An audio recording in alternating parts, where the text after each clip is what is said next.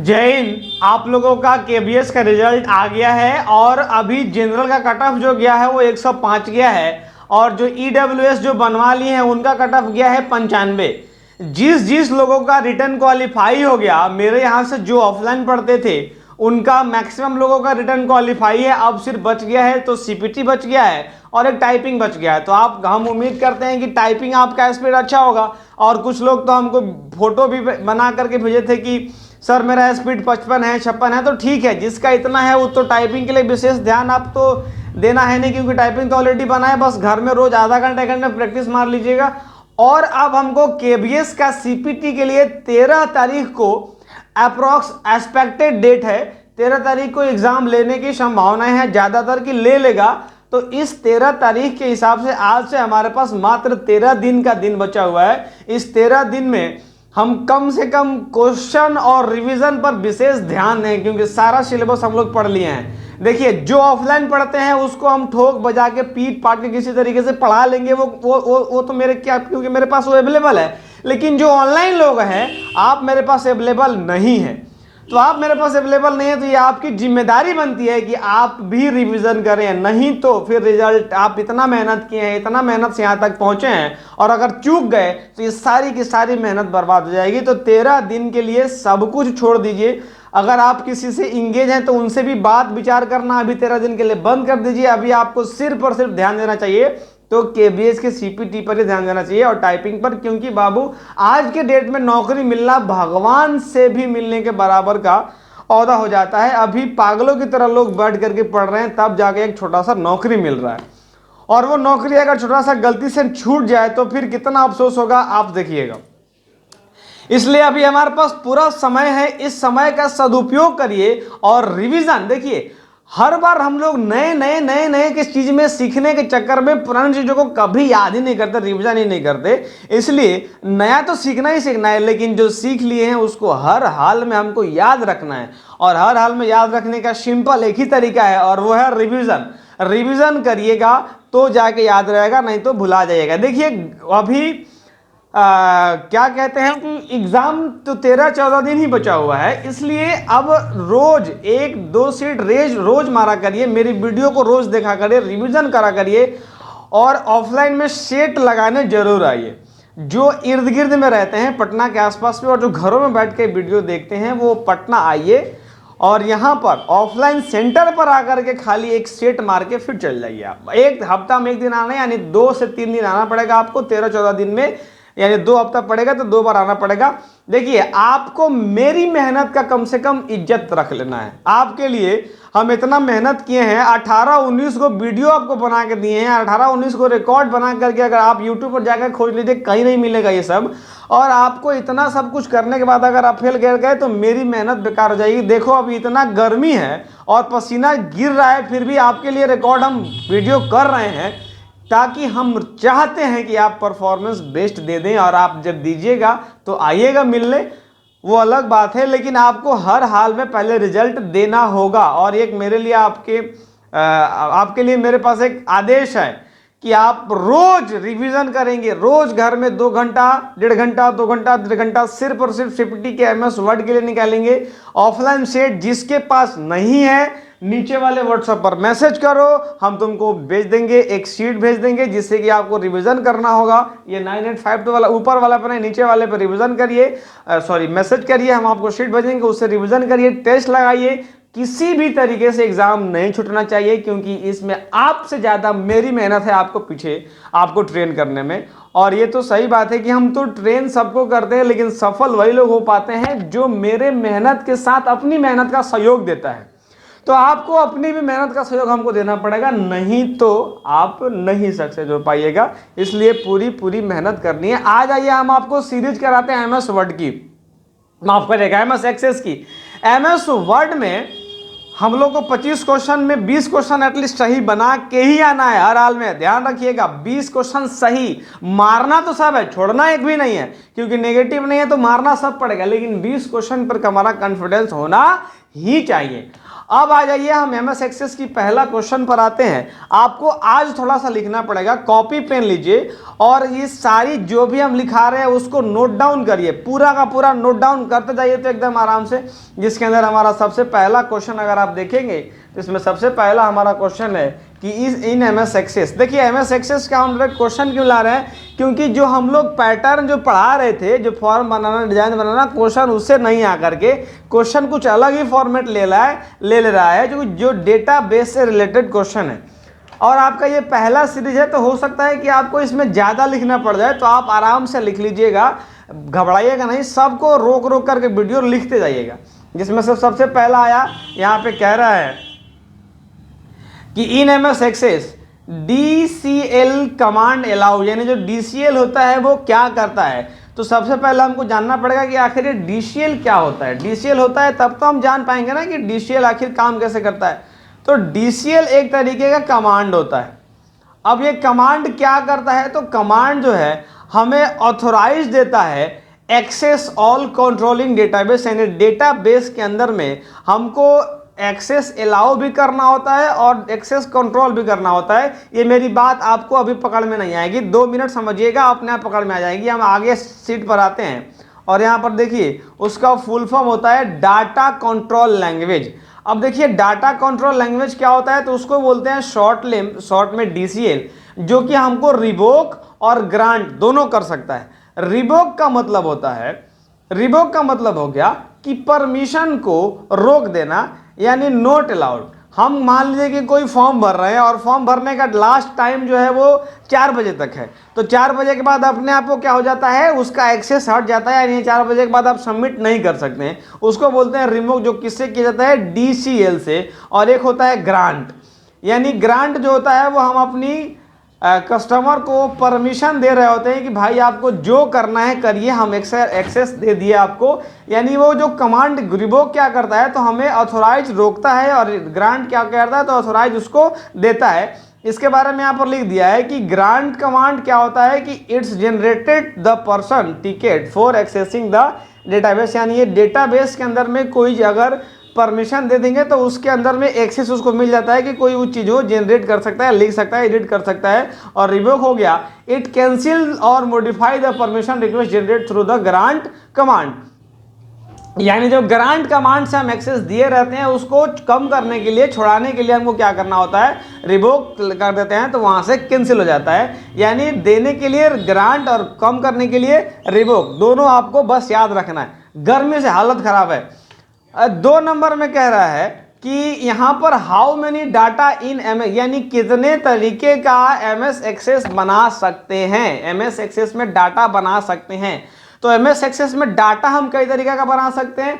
तो देखिए डाटा तो हम बना सकते हैं 14 तरीके से, लेकिन ऑप्शन में दिया है 10, तो हम मारेंगे 10। पहले इस क्वेश्चन को जाकर डिस्क्रिप्शन से डाउनलोड करिए और पहले अपने से टिक आउट करिए, फिर इसको बनाइए। अभी मत बनाइए, अगर आप डायरेक्ट देख रहे हैं तो इसको मत बनाइए, पहले जाकर टिक आउट करिए, और अगर टिक आउट कर लिए तब इसका आंसर आके देखिए।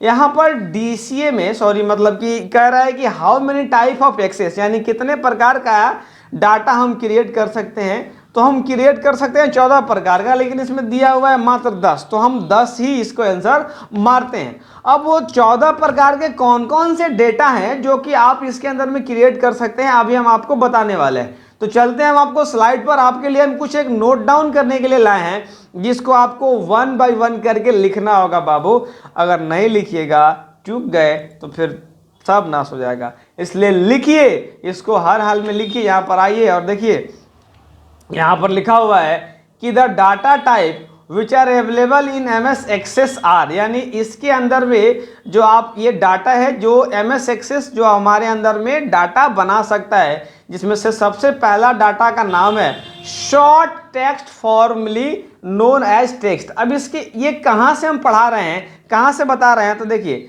जब MS एक्सेस खोलते हैं तो MS एक्सेस खोलने के बाद हमारे पास एक ब्लैंक पेज का ऑप्शन आता है। ये तो आप जानते हैं, आपको याद करिए नर्सरी में ये बात बताए थे, जिस दिन हम आपको MS एक्सेस पहली बार पढ़ा रहे थे उस दिन आपको ये बताए थे कि MS एक्सेस के अंदर में डेटाबेस कैसे क्रिएट करते हैं।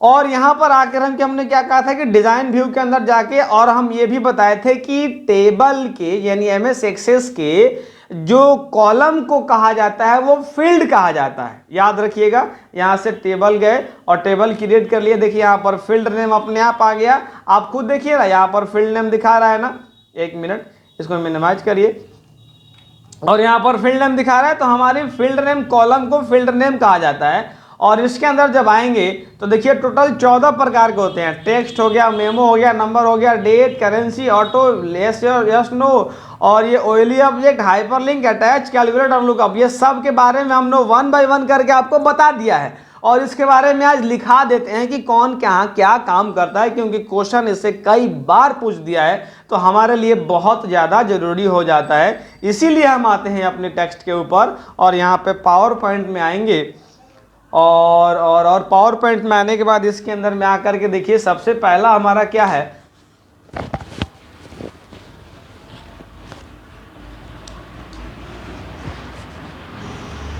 आप पंखा बंद करके नहीं समझ सकते कि कितनी तकलीफ होती है वीडियो शूट करने में। देखिए शॉर्ट टेक्स्ट टर्म हमारा क्या है, तो शॉर्ट टेक्स्ट टर्म हमारा जो अल्फा न्यूमेरिक डाटा लिखाता है उसको बोलते हैं। इसको लिख लीजिएगा, जिसका कैरेक्टर होता है 255 कैरेक्टर, यानी ये 1 से लेकर के 255 कैरेक्टर तक इसमें हम डेटा लिख सकते हैं, नाम लिख सकते हैं। अब ये बहुत ज़्यादा होता है, हालांकि कभी हम इतना ज़रूरत नहीं पड़ता है, लेकिन ये दिया रहता है तो इसके अंदर में हम लोग लिख लेते हैं कि 1 से लेकर के 255 कैरेक्टर तक इसमें क्या रहता है, तो शॉर्ट टेक्स्ट फॉर्मेटली रहता है। और उसके बाद अगर लॉन्ग टेक्स्ट की बात करें, जिसको हम लोग मेमो कहते हैं, मोमो नहीं, मेमो यानी मेमो जो क्या आते हैं वो large amount of alpha numeric data, sentence और पैराग्राफ, अगर हमारे सेंटेंस और पैराग्राफ हमारे अंदर में आ जाए, और अगर लार्ज अमाउंट अल्फा न्यूमेरिक का अगर लार्ज अमाउंट आ जाए तो उसके लिए हम क्या यूज करते हैं, मेमो यूज करते हैं, जिसका कैरेक्टर क्या होता है 1 गीगाबाइट, यानी 1 GB उसकी साइज होती है, 1 GB उसकी स्टोरेज होती है। बट कंट्रोल टू डिस्प्ले और लॉन्ग टेक्स्ट लिमिट, यानी जो हमारा टेक्स्ट होता है वो लिमिट में होता है और उसका होता है 63,999, तो उसको हम अप्रॉक्स मानते हैं 64,000, लेकिन होता कितना है 63,999, अप्रॉक्स मानते हैं 64,000 के, यानी एक वो कम है तो 64,000 मानने में दिक्कत क्या है। लेकिन अगर कहीं कह दे कि भाई एग्जैक्ट कितना, तो 63,999। अगला हो गया नंबर। अब नंबर में तो आप जानते हैं कि डाटा कैसे लिखाता है, तो अब ये कुछ लोग कहेंगे कि ये क्या है, तो आप जाके पहले पुराना वीडियो देखिए, तब आपको समझ में आएगा कि नंबर के अंदर में हम लोग क्या लिखते सकते हैं, तो सिर्फ और सिर्फ नंबर डाटा ही लिख सकते हैं। और उसकी साइज क्या होती है, तो 1 से लेकर के 16 बाइट तक हो सकती है, यानी 1 2 4 8 और 16 बाइट तक इसका हम लोग साइज कर सकते हैं। अगर वहीं पे लार्ज नंबर दे दे, तो लार्ज नंबर में भी तो न्यूमेरिक डाटा ही लिखाता है, तो इसका साइज हो जाएगा 8 बाइट, यानी इसके अंदर में अगर लार्ज दे दे तो हो जाता है हमारा 8 बाइट।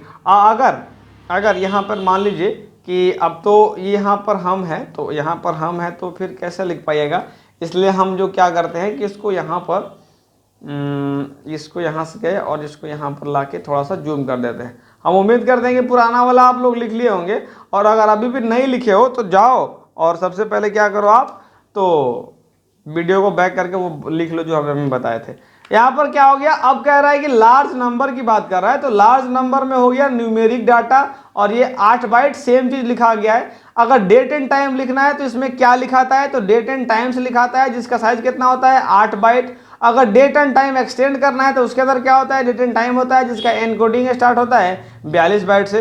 तो आप एकदम याद रखेंगे ये सब जो है वो एनकोडेड जो होता है वो 42 बाइट होता है, किसका, तो डेट एंड टाइम एक्सटेंडेड का, और डेट एंड टाइम का कितना होता है 8 बाइट। अगर कोई करेंसी लिखता है तो भाई करेंसी कितना होता है, तो ये हो गया हमारा जो है 4 डेसिमल ऑफ प्रीसन, यानी कि सॉरी प्रीसन हो गया, तो यानी कि 4 दशमलव तक हम लोग अपना मनी लिख सकते हैं। तो हमारे इंडिया में कहाँ तक लिखते हैं 0.2 तक, हम लोग 2 डेसिमल तक ही लिखते हैं, लेकिन अगर आपको 4 डेसिमल तक भी लिखना है तो आराम से इसके अंदर में हम लोग लिख सकते हैं, जिसका साइज कितना होता है, तो 8 बाइट होता है। अगला हो गया ऑटोमेटिक नंबर। देखिए ऑटोमेटिक नंबर बहुत जरूरी है, क्वेश्चन इसे पूछ दिया है कि यूनिक अगर वैल्यू जनरेट करना है एक्सेस से और ईच न्यू रिकॉर्ड से, तो इसके लिए आपको एक यूनिक नंबर लेना पड़ता है, ऑटो नंबर लेना पड़ता है, और ऑटो नंबर क्या करता है, तो यूनिक वैल्यू जनरेट करता है एक्सेस के नए नए रिकॉर्ड के लिए, जिसका साइज होता है 4 बाइट, और अगर रिप्लिकेशन आईडी करते हैं तो उसका हो जाता है 16 बाइट।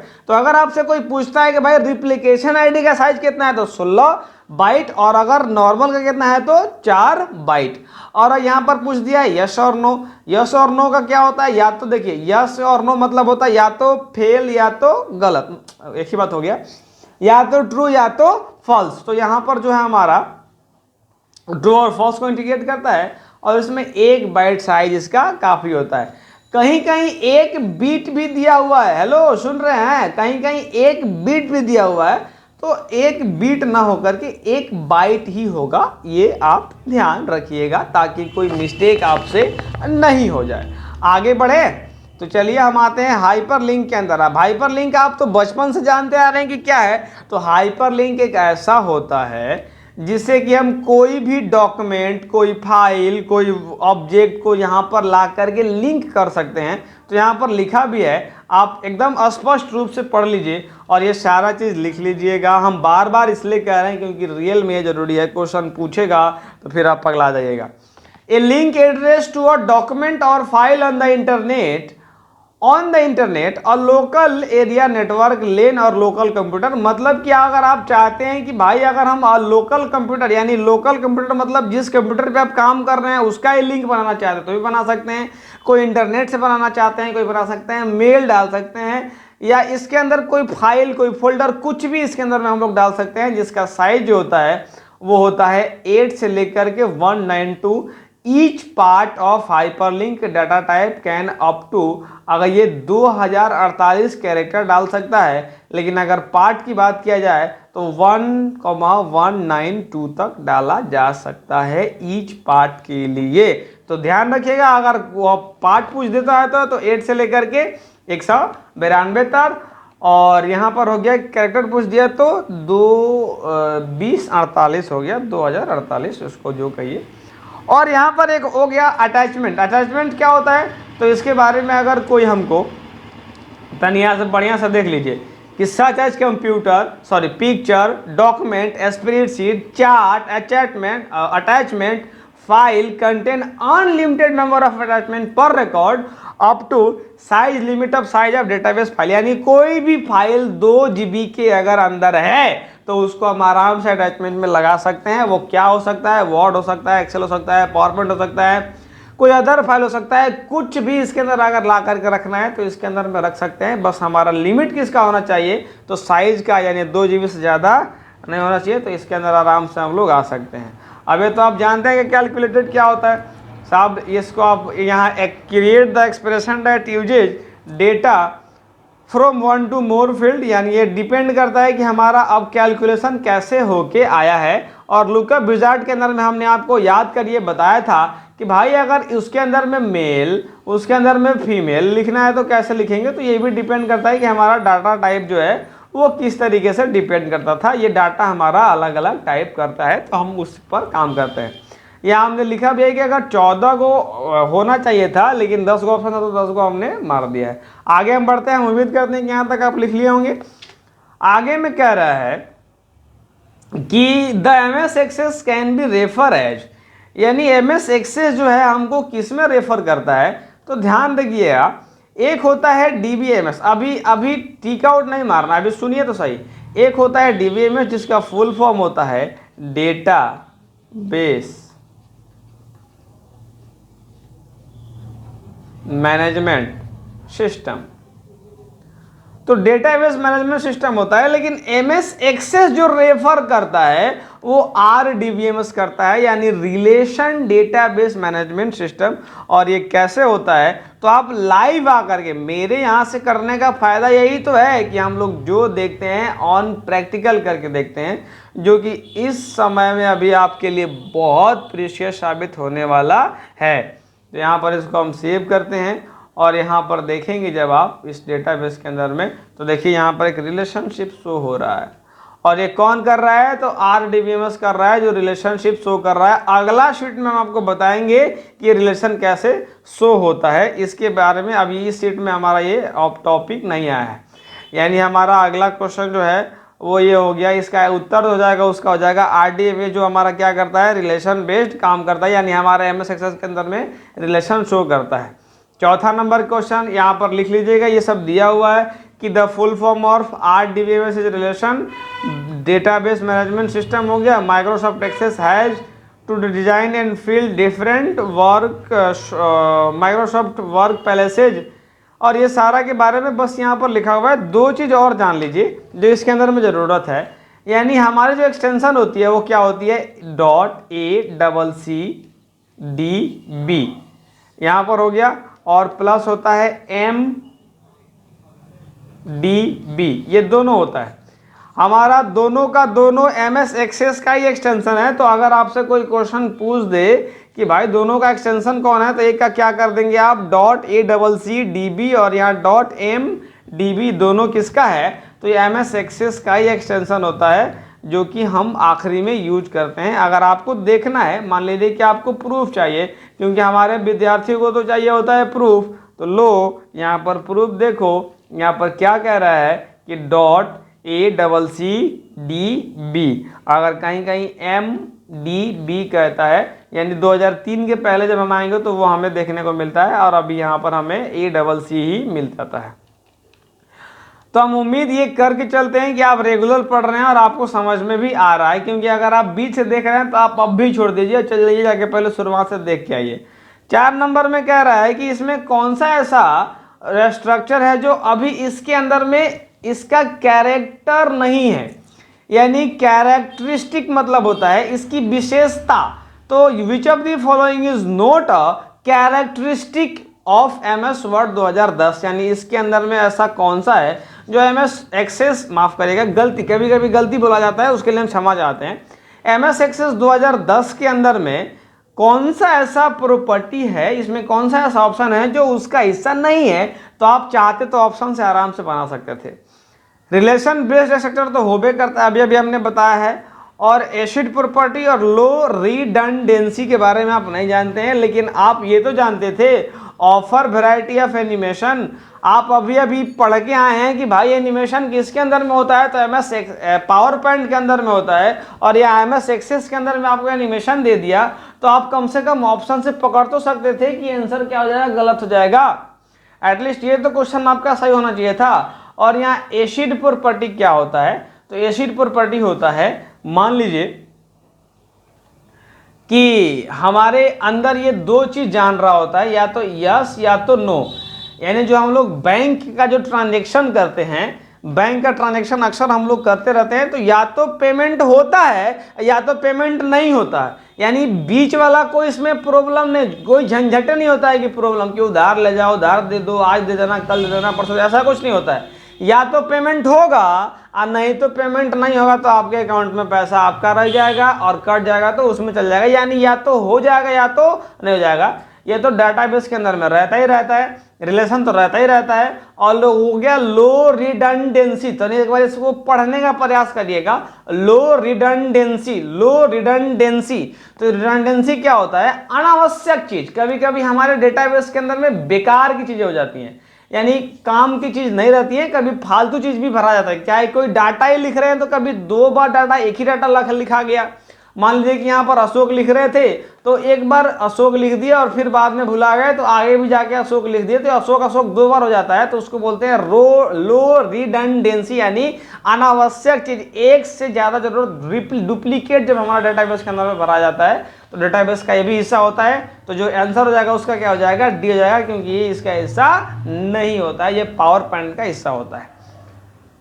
समझ तो रहे ही होंगे। 5 नंबर में आकर के देखिए, यहाँ पे कह रहा है कि डिस्कशन क्या कराना है, कि कॉलम को क्या बोलते हैं, तो बचपन से नर्सरी से बताते आ रहे हैं, फील्ड बोलते हैं।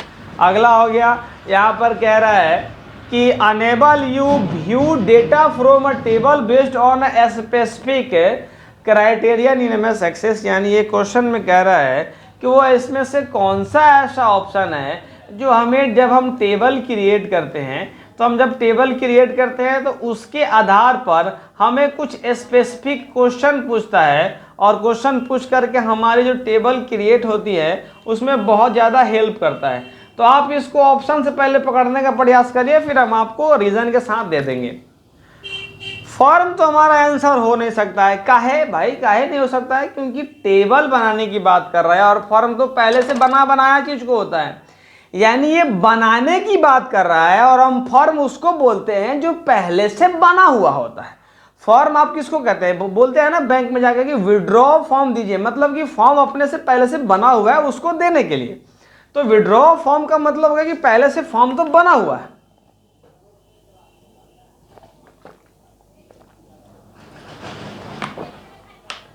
यानी हमारी आंसर ये तो किसी हाल में नहीं होगी।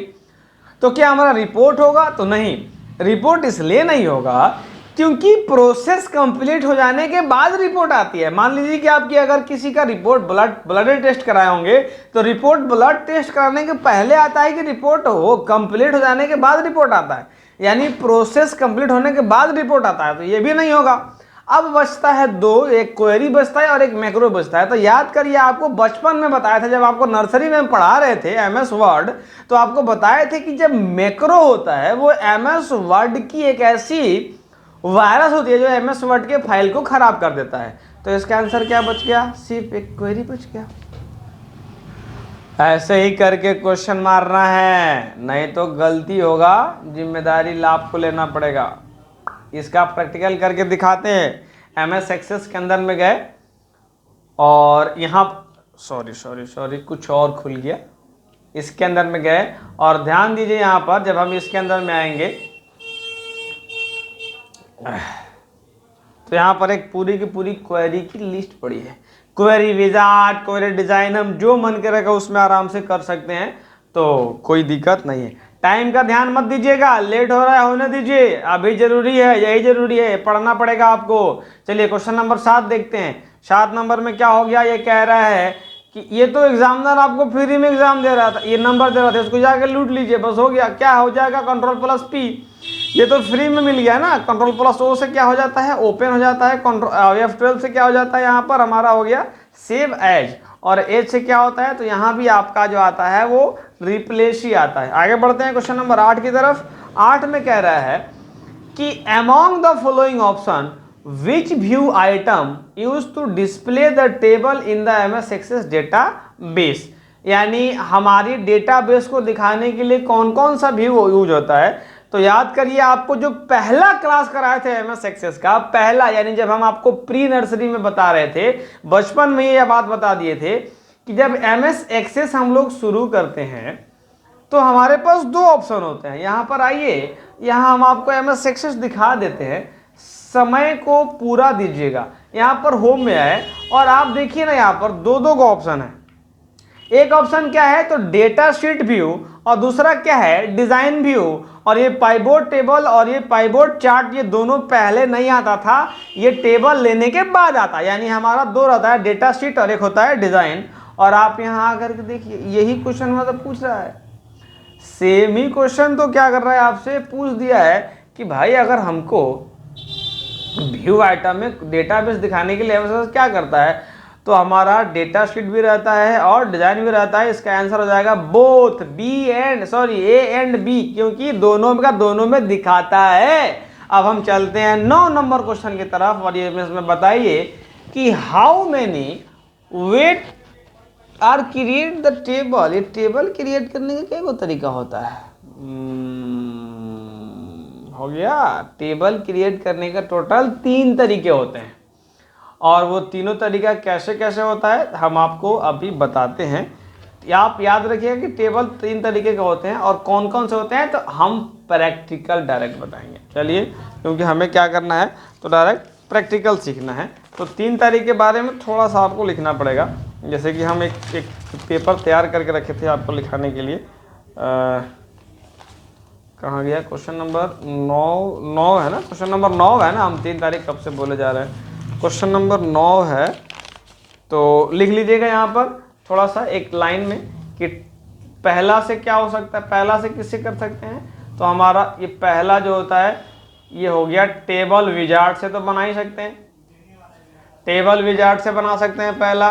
दूसरा कौन हो गया? यहाँ पर होता है क्रिएट और table create a table using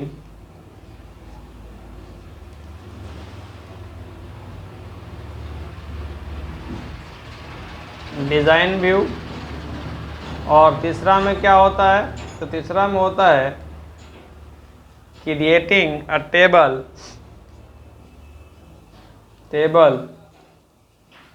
using data sheet. ये तीनों का तीनों टेबल आप ध्यान रखिएगा। आ जाइए आपको प्रैक्टिकल करा देते हैं। यहाँ पर अब हमको नहीं लगता ज़्यादा हम टिक पाएंगे, गर्मी बहुत बढ़ गई है। ओहो, MS एक्सेस। और इसके अंदर में देखिएगा तो यहाँ पर हम जब यहाँ जाएंगे तो एक तो हमारा का पूरा देखो टेबल का विजार्ड ही भरा पड़ा है, यानी टेबल तो हम आराम से यहाँ से तो बनाए। जब टेबल ऑप्शन में दिख रहा है तो टेबल तो रहेगा ही ना रहेगा, तो टेबल तो पहला बना लिए। अब टेबल इसके साथ साथ हम यहाँ से अगर मान लीजिए कि अगर होम में आते हैं तो डिजाइन में भी आते हैं ना, तो यहाँ पर एक टेबल हमें क्रिएट हो जाता है। देखो यहाँ पर टेबल क्रिएट हो गया, तो हमारा एक टेबल यहाँ भी बन गया और एक टेबल ऐसे भी बन सकता है। जैसे कि यहाँ पर हम आएंगे डेटाबेस के अंदर में, एक्सटर्नल के अंदर में, तो यहाँ पर देखो पूरा का पूरा स्प्रेडशीट खोलने के लिए तैयार हो गया, यानी पूरा का पूरा एक्सेल से ही डेटाबेस हमारा खुल के बन जाता है। तो हमारा 3 तरीके से क्वेश्चन जो पूछ रहा है वो क्या कह रहा है कि 3 हमारा अवे होता है एक्सेल के अंदर में बनाने के लिए, सॉरी एक्सेस के अंदर में बनाने के लिए टेबल। हमारा आ गया सबसे आखिरी में क्या कह रहा है कि make a database password protected MS access. इसमें से कौन सा ऑप्शन होगा, तो आप जब जानते ही नहीं है तो बना तो नहीं सकते हैं आप, लेकिन इसका हम आंसर बताते हैं फिर आपको प्रैक्टिकल दिखाते हैं। किसके अंदर में जाएंगे, टूल्स के अंदर में जाएंगे, सिक्योरिटी के अंदर में जाते हैं, तब से डेटाबेस कैसे। अब कैसे करते हैं भाई, तो बताते हैं आपको। MS एक्सेस के अंदर में जाएंगे, क्या करेंगे हम यहाँ पर, सिंपल है, पहले इसको क्लोज कर लेंगे, Alt F4 से हम क्या करेंगे, पहले क्लोज कर देंगे और MS एक्सेस को खोलेंगे। और MS एक्सेस खोलने के बाद हमको ओपन में जाना होता है। ओपन में यहाँ पर इसको क्लोज करिए, हमको जाना पड़ता है ओपन के अंदर। और ओपन के अंदर जाने के बाद यहाँ पर देखिएगा, यहाँ ध्यान से समझिएगा, ये जो एक्सटेंशन है ना जितना, ये सब MS एक्सेस का ही है। और किसी पर क्लिक करते हैं, मान लीजिए कि हम ऑफलाइन बच्चों को जब पढ़ा रहे होते हैं तो इसी सब पे पढ़ाते हैं, तो यहाँ पर जाते हैं और यहाँ पे ओपन करेंगे नहीं, ओपन कर देंगे तो नहीं होगा। यहाँ पर देखिए टूल्स का ऑप्शन दिख रहा है, यानी हमको जाना है टूल्स में। टूल्स के बाद कहाँ जाना है, सिक्योरिटी के अंदर। तो सिक्योरिटी के अंदर कैसे जाएंगे, यहाँ पर ओपन विथ करेंगे, ओपन विथ, तो यहाँ पर एक आएगा ओपन एक्सक्लूसिव, यानी ये हो गई हमारी सिक्योरिटी के अंदर में हमें जाने का मौका मिला। और इसके अंदर में क्लिक करके और यहाँ पर ओके करके खोल देंगे। और यहाँ खोलने के बाद हमको अनेबल एक बार कर लेना होता है। और यहाँ पर इसके अंदर में जाएंगे तो यहाँ इन्फो का एक ऑप्शन आता है, और इन्फो का ऑप्शन आने के बाद यहाँ पर देखिए इनक्रिप्ट विद पासवर्ड आता है। तो यहाँ पर जाएंगे और खोल के यहाँ पासवर्ड डाल देंगे। मान लीजिए कि हम 9852 ऊपर में डालते हैं और 9852 नीचे में डालते हैं। और यहाँ पर देखिए लिखता है कि अगर आप एक बार पासवर्ड भुला गए तो तोड़ना संभव नहीं है। तो तोड़ना संभव इसलिए नहीं है, इसलिए यहाँ पर नोटिस दे देता है कि भुलाना किसी भी हाल में नहीं है। तो आज तो एक अलग अनुभव रहा वीडियो बनाने का। यहाँ पर कर देंगे ओके, और ओके करने के बाद यहाँ पर हमारी पूरी की पूरी जो है वो टेबल क्रिएट हो गई है। अगर जब इसको हम क्लोज करके और याद करिए वो कौन सा था, तो 10 था, हमको याद है कि वो 10 था। और जब हम 10 को खोलेंगे यानी 10 को खोलेंगे तो यहाँ पर हम कहेगा कि पासवर्ड दीजिए।